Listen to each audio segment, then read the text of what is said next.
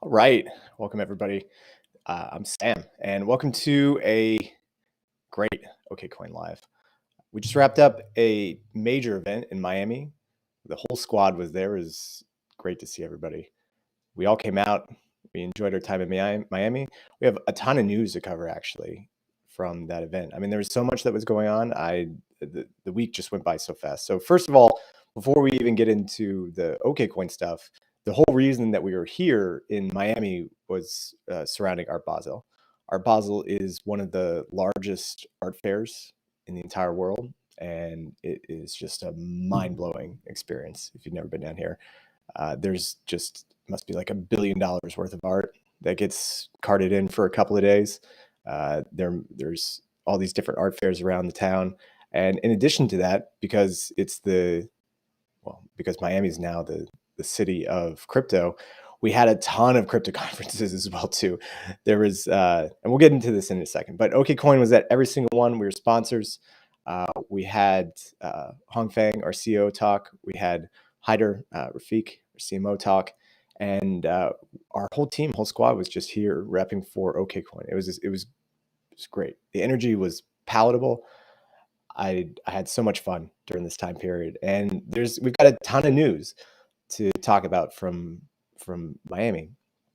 And I think the biggest thing that I want to cover is that probably the biggest news, and we're going to get to the interview here in a bit, is that Randy Zuckerberg is coming on to Okcoin as our first brand advisory council member. And what she's going to do is help Okcoin reach out to more women in the space, and also help us with our $1 million initiative to reach 50% female customers at Okcoin by 2025. This is a really amazing thing that we're working towards. I really love this outreach that we have at Okcoin. We're putting women at the forefront of our company and making sure that we can get the more women into crypto and to get them more interested in what's happening with this technology in the space and kind of how it can lead them to be bankless. So that was the really amazing cool news. I got to meet Randy there. I actually remember we had, well, the next thing to talk about is we had this super cool party on Sunday, and Randy walked up to me, and she wasn't on the guest list, which I was manning at the time. And I was like, I know who you are. You can go in right now. And so, yeah, it was cool to meet Randy. She's an amazing person, just extremely positive, has a great energy. And it's just incredible that we're able to have her on the Okcoin team now. Really, really enjoyed it. And I'm super happy for all of us. It's going to be a fun few years now working with Randy, having her on, and I'm very excited about that. The next thing that happened, one of the some of the other stuff that happened in Miami, just to run through it, we had our CEO Hong Feng. She gave a keynote at Decentral, covered a bunch of stuff, Bitcoin, talking about Lightning, talking about building smart contracts on Bitcoin, talking about stacks. It was great. It was really cool.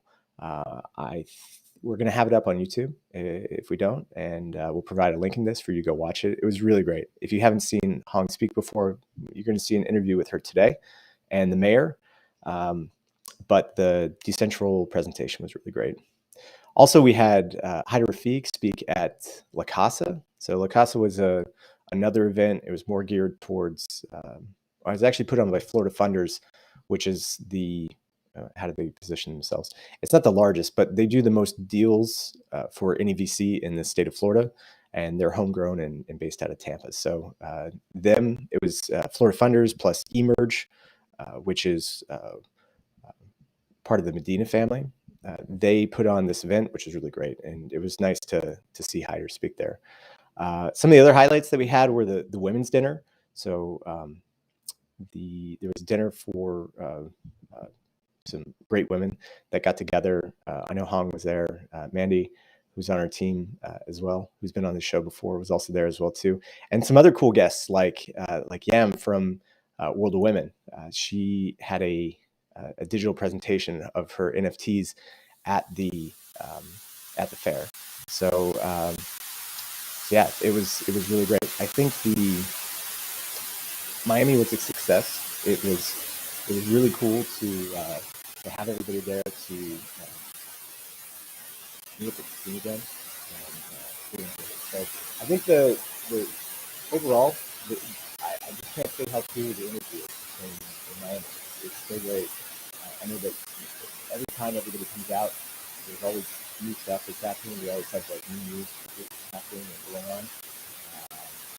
And yeah, it's great. I hope the team is going to be coming out a lot. Going up soon. I don't know.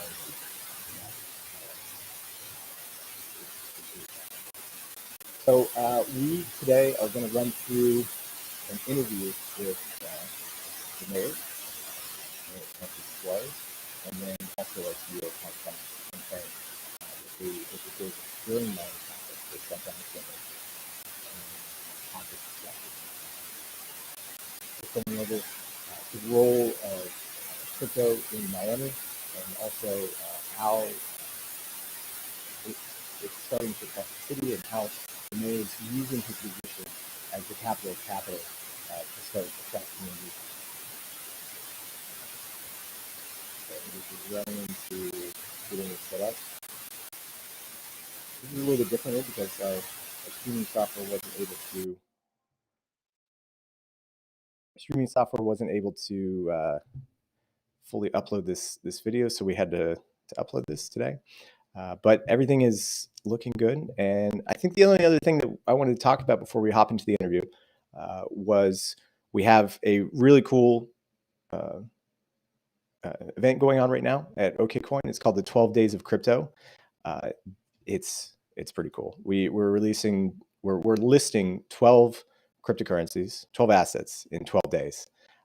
We've got 2 promos, and there's over $50,000 in prizes. So we've already started the listings, and they've been pretty cool so far.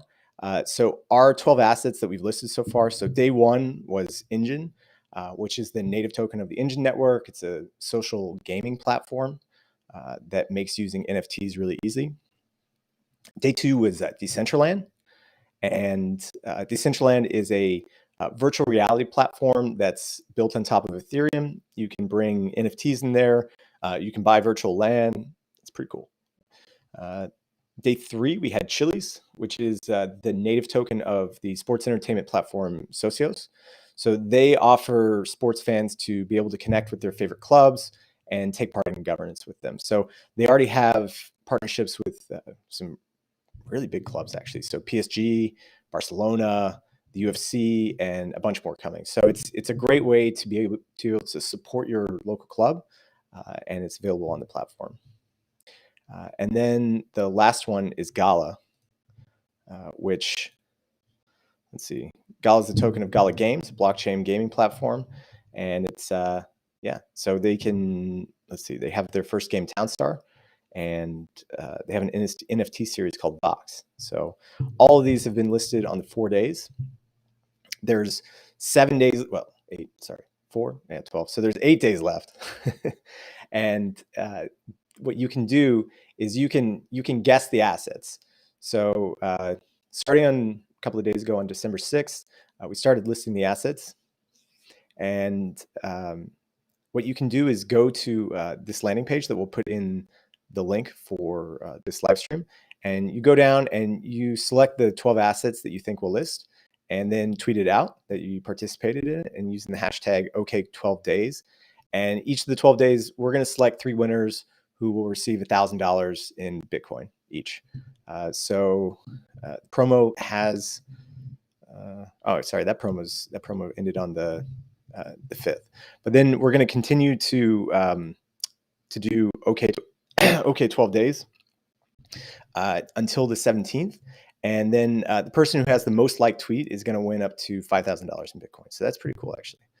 That's really nice. So we have all terms and conditions on the page. We'll list it here, and you can go check it out. So yeah, so I think that's going to wrap up for all the things that happened over the past week. I know we didn't have a live stream last week because all of us were down in Miami, and it was just great. But I want to emphasize that I got to see the mayor speak at La Casa, and he's like one of the most electric and inspiring people that I've seen in a long time. So you see these videos of him, but in real life, he has this like aura around him, which is great. And it's incredible to think of Miami as like the next growing tech city in the world.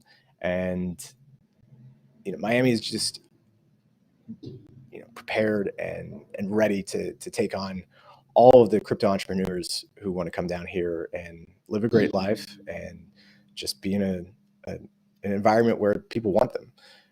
I know a lot of the people at the conference were fed up with being in San Fran and were just looking to get down here. There's so many people who've moved down to Miami in the past year, 2 years.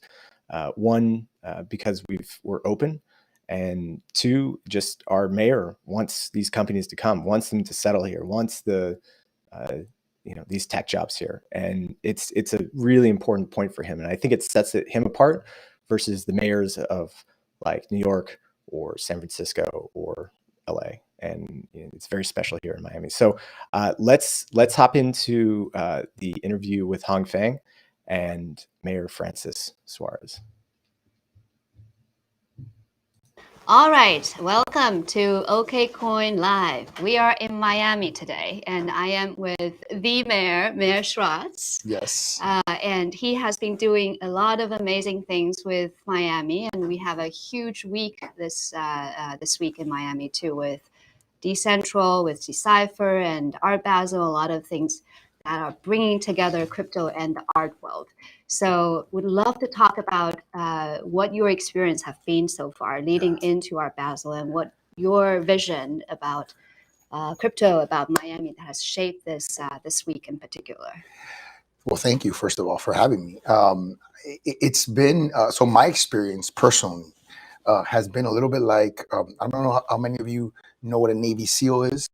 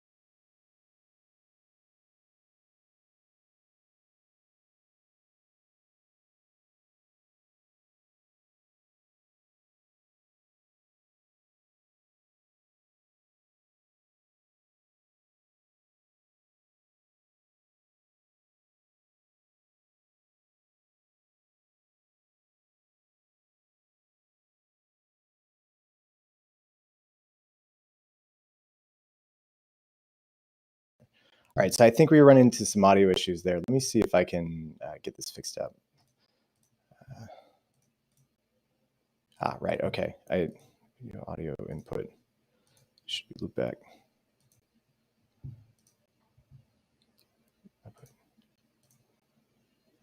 Okay. Let's try restarting this and seeing if this audio is going to work.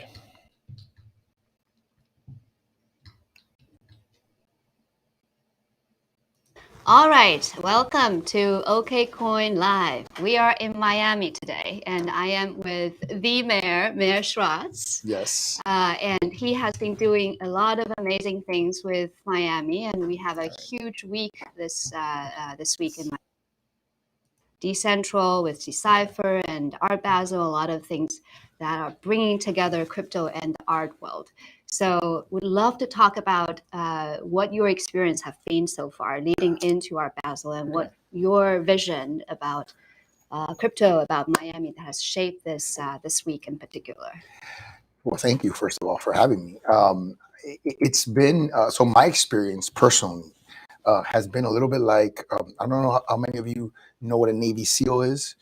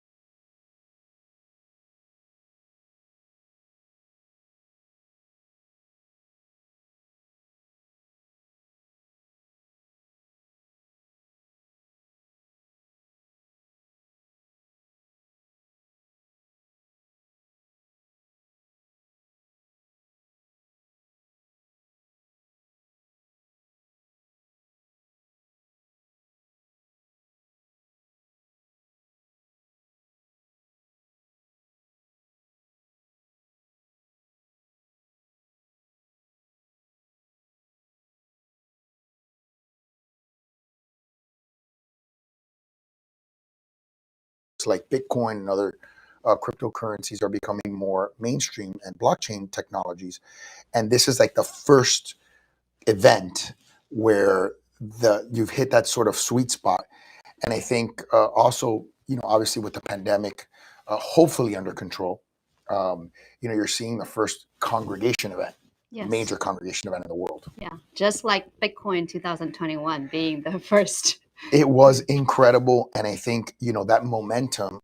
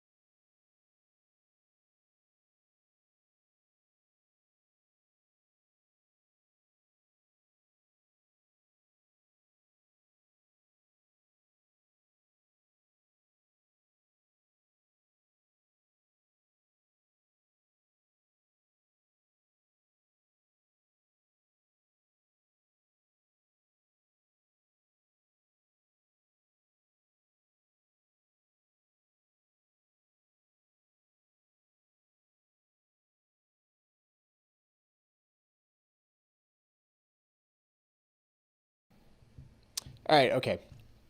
Welcome back, everybody. We figured out everything. It was an issue on just some technical difficulties. So got everything figured out. Let's roll with this and roll with the mayor and the Hongfeng. Welcome to Okcoin Live. We are in Miami today, and I am with the mayor, Mayor Suarez. Yes. And he has been doing a lot of amazing things with Miami, and we have a huge week this week in Miami too, with Decentral, with Decipher, and Art Basel, a lot of things that are bringing together crypto and the art world. So would love to talk about what your experience have been so far leading into Art Basel, and what your vision about crypto, about Miami, that has shaped this week in particular. Well, thank you, first of all, for having me. It's been, so my experience personally has been a little bit like, I don't know how many of you know what a Navy SEAL is.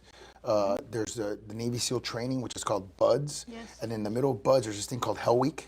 That's what it's been like for me. No sleep, no food, but That sounds like crypto. yeah. But you know what's amazing about the city is, so Art Basel, prior to this year, was always the largest art fair in the world, right? In the world. You had the most incredible people, the most incredible artists would come to Miami from all over the world for a week.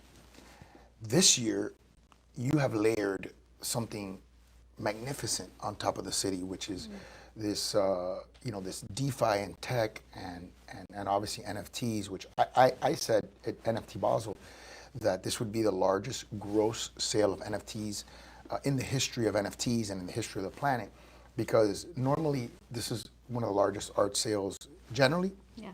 And I think what I'm seeing, I mean, last count there was over 150 tech events at Art Basel in 1 week. And so, what's interesting is that South by Southwest, and I've been saying this a lot in the last few days, it started as a music festival and became a tech conference. And I think Art Basel has started as an art festival and has now become a tech conference as well. Yeah, and there are very interesting dynamics coming together out of the two extremes of the continuum. It's fascinating. You're seeing a new generation of art, right? That's the way I look at it. And people don't fully understand yet what a non-fungible token is. Why are people creating digital art? What's special about it? And I think, having said that, there's this is sort of the entry into NFTs, and NFTs have been becoming more mainstream, just like Bitcoin and other cryptocurrencies are becoming more mainstream, and blockchain technologies. And this is like the first event where you've hit that sort of sweet spot. And I think also, obviously with the pandemic, hopefully under control, you're seeing the first congregation event. Yes. Major congregation event in the world. Yeah, just like Bitcoin 2021 being the first.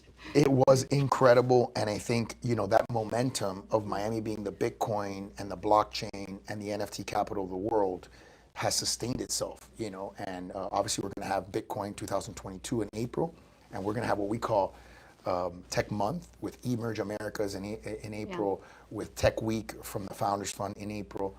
And they're going to have all kinds of different events. CoMotion, I think, will be here also, which is transportation technology. So it's really exciting as the mayor to see that as our world evolves and as we see this generational inflection point, that Miami's at the forefront of that disruption. Yeah. Speaking of Founders Fund, actually, I remember that almost a year ago. Yes. On December 4th, Yes. Last year, Dylan from Founders Fund made this tweet talking about how about bringing Silicon Valley to Miami, and you just said, how can I help? And that started the whole thing. So tell us more about what happened, and have any of your vision or your thinking about the future for Miami, for crypto, changed during this 1 year journey? Yeah, it's almost a year, and it's felt like a decade, right? And so, in that moment, which was really the crescendo of a 10-year plus effort by many people. It was like our direct IPO, like what Coinbase had with its, direct IPO, and what you guys are going to have in the future with your direct IPO or whatever, whenever you go public, if you go public. It's this moment of scale, of tremendous scale, where things that you think are going to take you decades to do are happening overnight. And I think what happened with Delian's tweet was that it was like a bolt of lightning, and we caught it in a bottle, right? We were there at the right moment. The other expression that I come up with is that, once I put out the tweet, it set off a tsunami. Yes. And obviously when there's a tsunami, it's very dangerous, right? You can run and hide and sort of take cover and protect yourself, or you can get your surfboard out and ride the wave.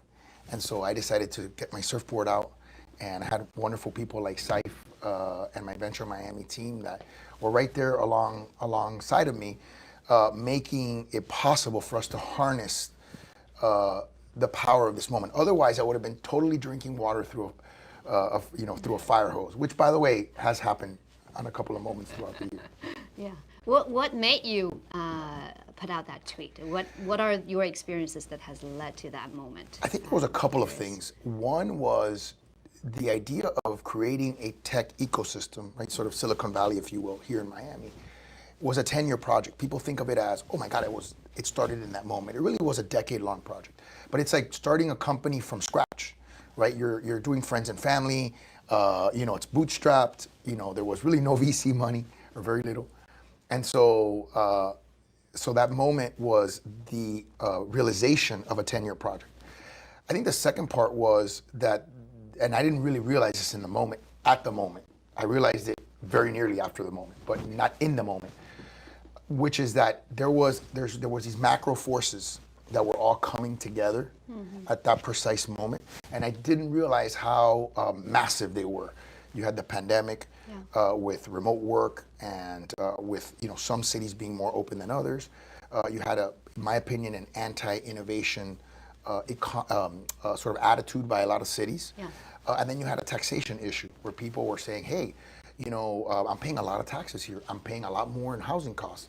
Why do I have to be here if I can now, in this innovation economy, this sort of economy where you can be remote, why do I have to physically be here? And when you had some, like everything else in life, when you have some first movers, that move and then take advantage of this moment, we ended up doing a nice pivot on, I think, crypto and on blockchain, which created another momentum wave. Yeah, we have team members who, because of what you have done, moved to Miami already. So kudos. I got to for tell what you've you, been doing. I've been a public official for 12 years, and there is no greater feeling of satisfaction than when somebody tells you what you just told me right now. There's no greater feeling, because that's why you do your job. You don't do your job for the money, I promise you. No matter how much Bitcoin I get paid or We'll talk about that. that. But you do it because you know that you have an opportunity to change people's lives, and that is inspiring, because there's two parts to this job. And I was telling somebody on a podcast yesterday. One is doing the job of running the government, right, as a corporation. But the other job that you have is to lead, is to inspire. Yes. And that's the one that's a little bit harder and more complex and more enjoyable. Yeah, I think personally, when I look at that tweet, what is really inspiring is not only that you are actually stepping up and say, hey, we are here for you, but also ask a question of how can I help? Yeah. And that is a very service leadership example. And it's not common at the government level, I would say, with every city. But you definitely showed that and show that open door and show the willingness to help and ask questions, and that is. Yeah, no, I was surprised in many ways by the reaction, right? That people essentially felt that it was so counterintuitive or counter-narrative for a politician to actually be asking, how can I help? It's something that I do on a daily basis. I also didn't know it was kind of like the VC calling card of like, hey, how can I help your business? So all these things sort of came together. So I'm a very spiritual person, so I give a lot of the glory to sort of divine inspiration. But because things happen and they happen in such a way that it's hard to understand how something like that can happen. So talking about taking Bitcoin for payment Yeah. for salary, how is that going for you? Well, it's going well. It all started a few months ago when I put out another tweet and we put out a resolution that our commission approved, which allowed our employees to get paid in Bitcoin. Yeah. Started the process of allowing our residents to be able to pay us in taxes and fees in Bitcoin, and then allowed us to study the possibility of holding Bitcoin on our balance sheet. So, like with everything in life, it's the best way to do things sometimes is to lead by example. And our CIO, who's a phenomenal CIO, Mike Suarez, I think he's the best CIO in America. He was the first employee to take his salary in Bitcoin. And it was very easy. We used an app that anybody can use. And so, yeah, so for me, it's not a speculation, it's not a speculative maneuver. For me, it's about putting my money that I work hard to earn in a place that I feel is a good custodian of that money. And so I'm excited about it. How? Let me just ask you this one personal question Sure. related to that. Do you have to do a lot of work to convince your family that you are going to take your salary in Bitcoin? I actually didn't, and I'll tell you why. I'm blessed that in my position as mayor, I have a private sector identity as well. So I actually have a private sector living. I work, I work in the private sector, so I have other salaries, right? So I have other salaries that, that I rely on. But I think it was my wife did ask me. She's like, hey, would have been nice if you kind of would have been like, hey, I'm gonna do this, And I told her, honey, sometimes you just gotta live in the moment. A lot of these opportunities sort of present themselves, and you gotta move on it. But she's a great support. She's someone who really supports the crazy zany things that I do. Yeah. The crazy thing can become really great things down the road. You never know. That's right. You never know. I agree. Yeah. Speaking of crazy stuff, one other crazy thing that you've been doing is with Citicoin community, Yep. which is the first Citicoin out Super there, excited. Miami Coin. I was checking the balance of the wallet We're still for over the city. 30. We're still over 30. Almost 30. Wow. Yeah, so that was amazing. What do you think? What's on your mind? What are you going to do with the money? Well, I'll answer all those questions. First, when the Citicoin community came to me, I was a bit skeptical, to be honest, because I'm sort of a Bitcoin maximalist in many ways, and I understand the Bitcoin community, and there's a reluctance, right, to do anything other than Bitcoin. I did, by the way, an enormous amount of due diligence, and I'm still doing due diligence on the concept. Hours and hours that I spent personally. This was not. I didn't push this off on anyone. I wanted to understand it myself because I knew that if I took this risk and I went in, that I was going to have to defend my position, right? So and I also knew that the city was involved, and so it's not like the same thing as taking my own salary in Bitcoin. This is now something different. So we started really diving deep into the mechanics of Citicoin, and the idea that there could possibly be what I call a third way, right? And what I mean by the third way is you have right now, in order to solve societal problems, you have basically two ways. One of them is the involuntary tax system. You can grow the size of government, which I don't think is particularly effective because it usually, okay. And then the other one is the voluntary philanthropy system, right? Yeah. Which requires people to give out of the goodness of their heart. Sometimes it's not as dependable because you can't force people to do it. Yeah. And what Citicoin and in particular Miami Coin have created in a way is what I call a third way, right? You're creating an incentive structure as an economic system. It benefits the people who use it. It's not like it's something that it's not an involuntary taxation system. It's not a voluntary donor system. It is people that are using it for their own utility, for their own needs, and it creates a benefit to cities. So when we started it, we thought, this 30% of the mining revenue, what is it going to be? Maybe $3 million, maybe $5 million in a year, right? That was the expectation. And I remember when I told my colleagues on the commission, they probably thought I was crazy, right? Again. And now we have $30 million in about 3 months, which is insane. But it really is a reflection, I think, on the brand that Miami has become in terms of crypto. It's a testament to your exchange that's listed it, and thank you for believing in that concept. And I think, so for us, what do we want to do with it? Well, I think we want to do two things. One is we're going to take a piece of it, a small piece in fiat, because we want to prove to our residents that it actually exists, right? And then the second thing we're going to do with the remainder, which is probably like $25 million, is we're planning on staking it and getting a Bitcoin yield. So the idea is to set up a crypto wallet for all of our residents and give them a quarterly Bitcoin dividend. So we want to just give them money, you know?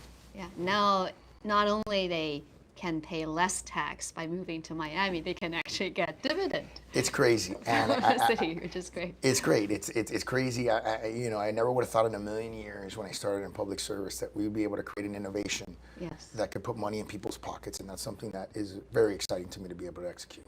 Yeah. Do you have any other crazy predictions on what the interaction between the city and the Miami coin community can be down the road when it comes to policy making and taking citizenship? Yeah, the sky's the limit. I think we're entering into a new frontier, right? And I think public policy will be guided through a variety of different incentive structures. I mean, you see now, even on Twitter, the tipping system, right? So there's just going to be a lot of different ways that a society can express its preferences. And I think before, we were all pigeonholed to go through a certain set of intermediaries, if you will, right? And now, people can directly express their perspective, and it's refreshing, it's exciting, and I think it's going to make for a fun future. Yeah, you have great vision. That's how you bring everything together. But there is competition coming up. Always. Right? It must be. CityCoin, we have New York coming up, and we probably have other You don't have coins. any competition in your business, do you? Oh yeah, no, we are good. Thank you for reminding me. What do you think? Like, what's your message to New York, to others? Listen, more power to them. You know, I actually was working with some of the, with the community, and I actually recommended New York. They had asked me, what do you think? And I said, I think New York is probably your next best bet. Mayor Adams is doing a great job of adopting a sort of crypto-friendly philosophy, following some of the things that I've been doing. And we've developed a nice friendship, and I think he's going to hit the ground running now on January 1st as the new mayor of New York. And I just thought it was a good idea. And so my hope is that the state and the city, create the regulations that allow Okcoin to operate there, because they should be operating there, particularly given the fact that you're creating revenue. You're working on it. I know. And I'm going to help, by the way. But I think, so to me, I don't really look at it as competition, although I think sometimes competition is healthy, right? And sometimes competition brings out the best in you. As long as you're working on the right things, competing on doing that. And as long as you're advancing good causes, and I think it's a great cause. Yes. I think once we start creating some utility for the coin, you're going to see really, really neat stuff happen. Yeah, that's good. Miami, I absolutely love the city. We love you. Also love the city too. We love them. There are so many different things happening. Art, a lot of diversity. It is. Technology is coming. Crypto is coming. Tell me why you pick crypto specifically. What has led you to making the decision? Okay, crypto is the thing that I'm going to focus on. And I'm sure there are a lot of other things on your mind that you're envisioning for Miami. Maybe you can also talk about what are the other stuff you're envisioning for the city. Well, I think crypto, what I realized after the How Can I Help moment was that every time I would talk about crypto, my analytics would go through the roof.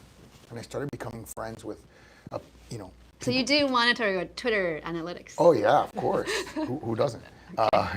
So our analytics were going through the roof, and I realized that, and I had been part of the Florida Blockchain Foundation, Florida Blockchain Task Force.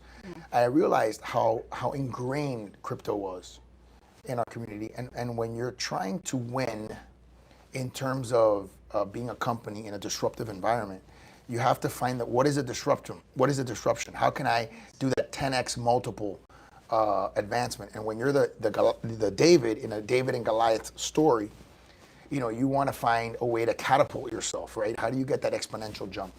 And I saw crypto as being that opportunity. And I knew the fundamentals about it. So I think what happens is people, since people knew very little about it, they just assumed that I was being just too risky. And what they didn't know was that I had actually taken the time to do my homework. So I knew the power of what was coming. I also think that crypto has an incredibly powerful democratizing opportunity. And I think if our governments don't stifle the innovation and support the innovation, that I think we have an opportunity to really do some incredible things, including potentially eradicating communism from the face of the planet through economic democratization. That's why we're so hopeful about USA, because of leaders like you. Well, thank you. That's very inspiring to hear. How did you get into crypto in the first place? Well, like I said, I'm a finance major. Explains. Product of mathematicians in my family. My grandfather was a dean of the engineering school in Cuba. My dad was an engineer, mechanical engineer. My sister's another biomedical engineer. So a lot of engineers, a lot of mathematicians in our family, very math-oriented family.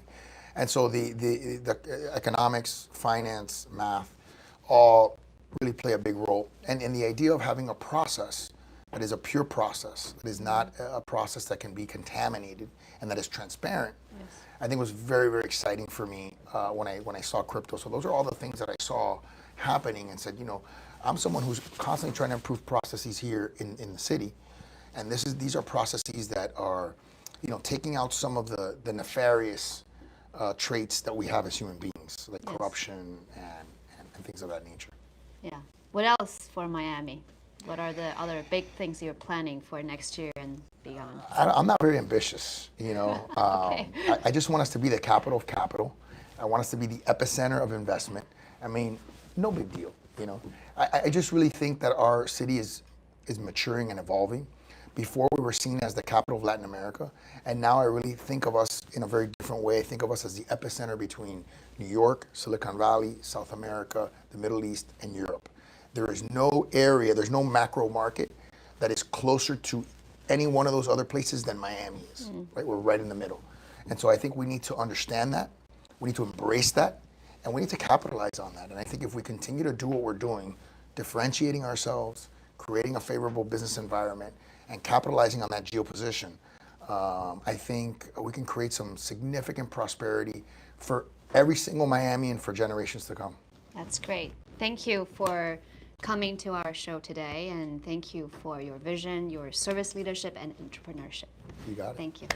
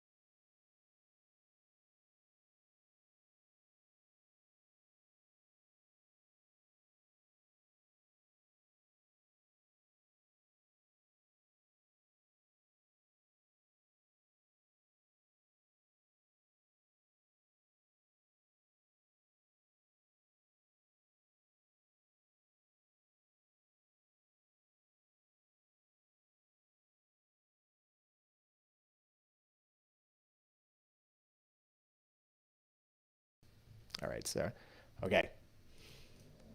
Just more technical difficulties. Oh yeah, that was great. Okay, so the really inspiring video, I'm going to cover what I was just saying there for the past minute. But really inspiring video. I love the mayor's energy. It's just electric. He sets the tone for everything else that's been happening in Miami. He was just reelected with like 80% of the electorate. He's really popular here. people just love him. I mean, it's not just the tech stuff. It's everything really. I mean, he's doing so much for Miami as both the mayor, and then also he's the figurehead of the culture here and of the political culture, and he's opening his doors and saying, how can I help, like they covered in the interview. And that's inspiring because typically there's that maxim where it's like, the worst things that you can hear is somebody from the government showing up saying like, I'm from the government, I'm here to help. So instead of being here to help and barging his way in, he's been opening his doors and letting people, tech leaders, people that are running businesses here, people that want to move here, opening his doors to them and meeting with them and listening to about how his government can work to help grow their businesses and grow Miami into the best city that in all of America. And it really is the capital of capital. I don't think there's a better place to live. If you've been sitting on the fence, Miami's the place to go. It's just electric down here. The energy, feel it. Everybody's really excited about what they're going to build. And also the city can grow as well too. One of the things that I remember Mayor Francis Suarez saying during La Casa was that they did a study of the building codes and the delta between where Miami is right now versus where Miami can be in, without changing any of the business codes, with any of the building codes, is like 10 times growth from where they are now, which is crazy because you look at other places, maybe like San Francisco, it's really hard to build.